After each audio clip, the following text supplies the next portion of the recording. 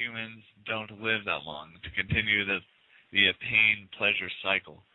And I gotta say, I mean, the things he's saying, he is making some good points. So let me just read you my response. First, I said the idea of some rapture or beings coming down when we need to save them, when we need them to save us most, is a cop-out, and I think it is a way to pacify people when times get bad. I said not just Christians are guilty of this. New Agers think ET/ascended masters will save us. Then I said, this is a key point. I said the main difference between the Illuminati and us is they say the ends justify the means. I don't agree with that. At the same time, though, who would argue that the Jews should not have fought the Nazis? In that case, thou shalt not kill is denied. I mean, and then I've heard people say, actually, for that one specifically, thou shalt not kill is different than, murder. It's something with words. I mean, thou shalt not kill, thou shalt not murder. But I mean, yeah. So he basically what he's saying though is, when we, these things with, I think he's basically talking about the war, the Illuminati versus, the people and he's saying that things with morality and, I don't know if he believes this himself or if he was just kind of playing devil's advocate. But either way, he brought up some good points. He was saying that the elite, they don't have the same rules that we abide by, which is such a good point, I thought, and. The end justifies the means to them. So if they really can convince people that humans are bad, for example, and with all this bunk science that we're bad and we're killing the earth and that there's too many of us, if you really think that humanity, that the population is threatening the earth in a way that is so severe that we have to literally kill off, 90% plus of the population. They could do that, and they can rationalize in their minds that that's a good thing because ultimately the end justifies the means. So even though the means by which they did it were very brutal, they killed off 90% of the population. The end was that they saved the earth, in their mindset. And first off, I think overpopulation is ultimately a myth, and there's many studies that show we're going to top out, and then our population is actually going to start going down at an alarming rate. But regardless, they think the ends justify the means, and I think that's the key difference between a sociopath, agent of the Illuminati versus just the average Joe. I know personally, I don't think the ends justify the means. If you're doing evil, if you're doing something wrong and immoral, you're doing something wrong and immoral. It doesn't matter what good intentions you have. So yeah, I just thought I'd bring that up.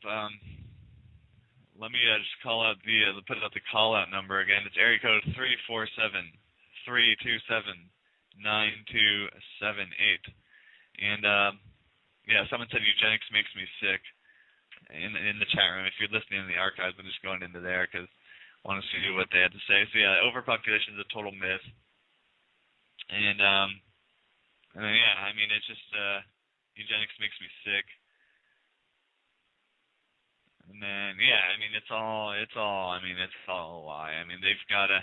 In fact, I think this whole thing with global warming, they're starting to stray more away from that and starting to push overpopulation and population control. And I saw this interesting video. Someone snuck into this lecture of some total globalist eugenicist guy talking about overpopulation. And in that lecture, it's funny. He actually there was no cameras allowed, so this guy snuck into camera.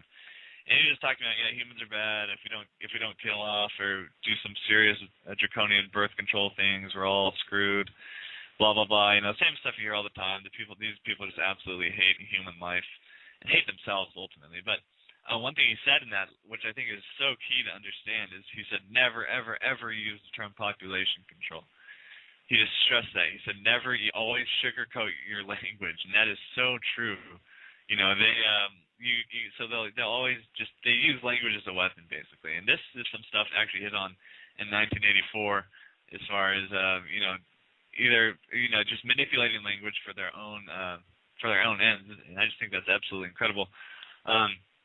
Pretty soon I think the population will be so dumbed down we probably won't even be able to formulate coherent sentences, and we'll just be all blabbering to each other. That's really what they would like. Charlie V. Yeah, that was it. Yeah, he put out that video. Good. Wow. Yeah, non-compliant. Brenda totally called that out. Charlie Veach. Man, yeah. And actually, speaking of him, I mentioned I'm getting tired. I really do have some big plans for Black Helicopter Radio people. I'm telling you this. I get more and more passionate about this every day, and I do plan on actually. This might sound kind of cheesy, but I do plan on actually doing some sort of internet TV show, and maybe possibly even doing some stuff like hitting the streets. And I don't know. I just have some stuff inspired by like what the We Are Change groups did and Charlie Beach, and actually just going out there and talking to people or confronting people about some pretty serious stuff like this. But I just got to really think it out and think of how I'm going to do it. And it's just, I mean, Charlie Beach. One thing he did that was just so amusing to me. He would go on trains and things. People when you're out in public, everyone just seems to be in this kind of daze. I don't know if you've got. And here in Seattle, anyways, I mean, it just seems like you look around you and everyone has like this kind of almost like they're about to drool. Like, and I'm not saying they're stupid, but I'm just saying they look just so apathetic and depressed and just like, please shoot me now type look. And everyone, like for example, I was going from this pretty nice neighborhood in Bellevue, which is like the nice part of Washington, back to Seattle. So there's a lot of people that are kind of dressed nicer. I think they work for Microsoft. But they're all sitting there like so just conformist, with their hands folded and looking just straight ahead, and everyone has their little headphones plugged in, and it's just so dull, and everyone's acting the same. So in my weird mind, I just wanted to just literally go and just stand out in the middle and just make a scene, just to stir things up. Sometimes, it's like we were literally being turned into the most zombie-like race of or species of people I've ever seen, and sometimes I get these ideas, and that might sound weird, but I just want to start telling people, just to try to just wake people up and just tell people we don't have to act like robots. We're human beings, And but anyways, the reason I brought that up is because Charlie Beach and them, they did stuff like that. They would go on these subway things, and they have a megaphone, and they'd call the carriage the happy carriage. And they would, and it was just so awesome what they did. They would tell everyone that you could only be on there if you're happy, and they're making people laugh and trying to connect with people. And it just was really incredible stuff.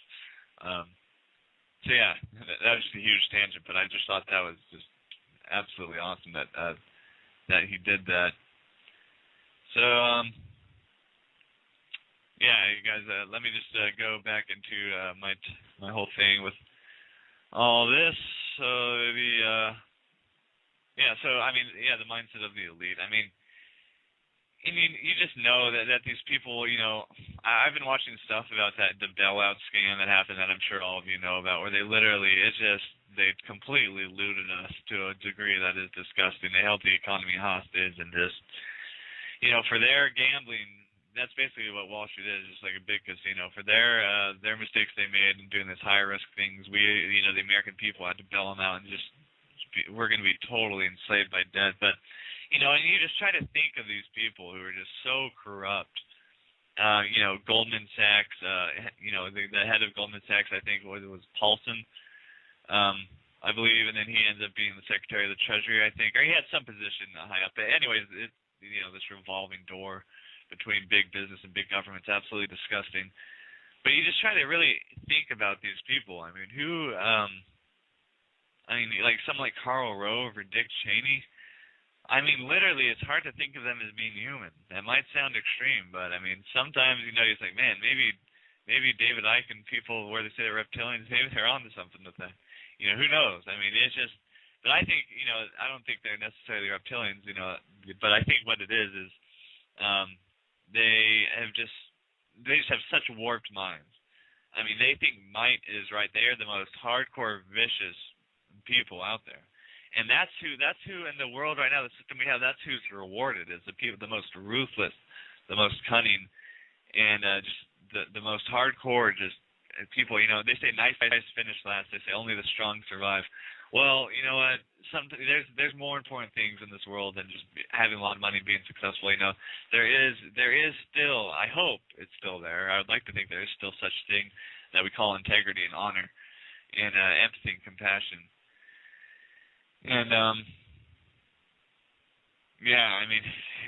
it's just absolutely horrific when you think about it. The mindset of the elite, and then through their policies, we all are, feeling the impact of it every day. And so, I mean, yeah, and one way to combat that was just trying to reach out to people and trying to, change the world. Changing the world begins with yourself, and just trying to be the opposite of them. Basically it's just been pretty easy for me to formulate my ideas and opinions on things just by looking what they advocate, the New World Order elite, and then just totally doing a 180 and just saying, okay, if that's what they're into, I should probably turn away from that as fast as possible. That might sound just really reactionary, but there is some truth to that, because right now the system we live in right now is the most despiritualized and depressing form of tyranny, mind tyranny that's ever existed, and if people don't really change, it's only going to get worse.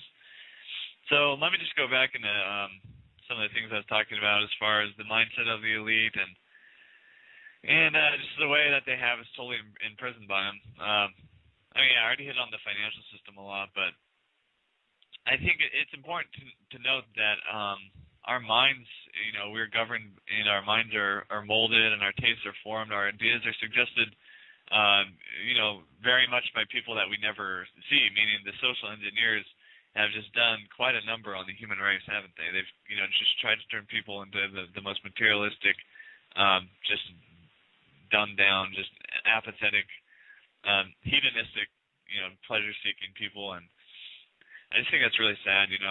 Like I said, when I'm just out in public, I can just see it in people's eyes how desperately unhappy they are, and it just doesn't need to be that way. And it goes into a lot further, just the social engineers and them molding our minds through years of brainwashing. It also goes into all, our diets. We're eating stuff that is absolutely terrible for us.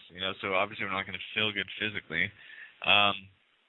We spend so much time inside. People are spending less and less times outside because either they feel safe or they're just plugged into their TVs. And I know for sure if I don't go outside, if I'm just inside all day, which is very easy for me to do, especially on days off when I can just be researching like crazy.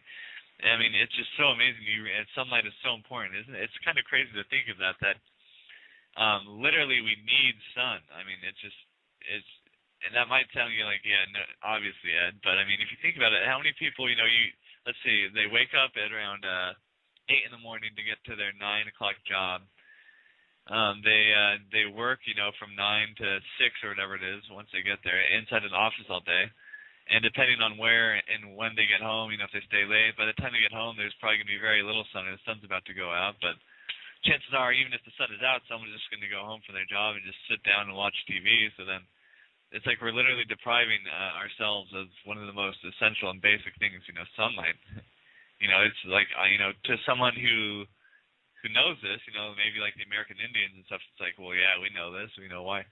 And it's just the further we move away from just some of these very basic things, just the more, I think, unhappy we're going to be, and that's the way it's supposed to be. I think that's all just a depression. Like I had that one show, I said nihilism and depression is a social construct of the New World Order, and someone actually criticized me for using the term nihilism, but I mean, you all know what I meant. The belief in nothing, the belief that nothing matters, that all there is this physical reality, this five senses reality, which can be easily disproven. But that's the idea of the social engineers, and those are the sociopathic, the mindset of the sociopathic elite who are pushing that on us. So I think I've gone into the overall ideas of the sociopaths and the elite pretty well. Let me just kind of switch gears here, and actually, hang on, let me check here. See, once again, the call-in number. I doubt anyone's going to call in, but if anyone does want to call in, the area code's 347-327-9278.